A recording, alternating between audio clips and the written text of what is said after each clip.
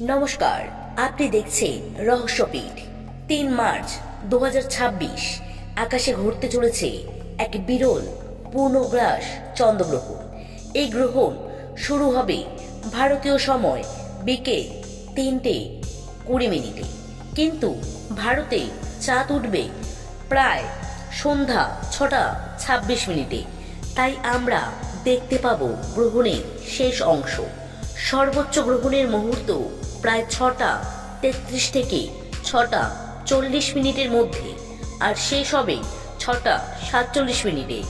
অর্থাৎ সূর্যাস্তের পর আকাশের পূব দিকে তাকালেই দেখা যাবে লাল আভায় মোড়া চাঁদ, যাকে অনেকেই বলে ব্লাড মুন।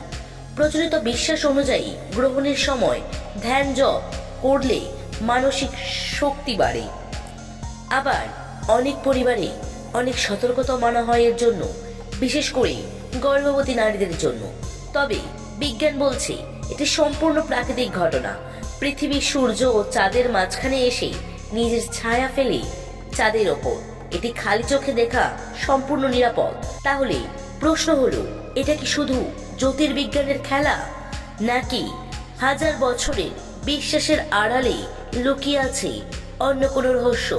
৩ মার্চ সন্ধ্যায় আকাশের দিকে তাকাতে ভুলবেন না, কারণ রহস্য কখনো কখনো আমাদের চোখের সামনেই ঘটে। সাবস্ক্রাইব করুন রহস্যবিদকে, আর রহস্যের গভীরে যেতে আমাদের সাথেই থাকুন।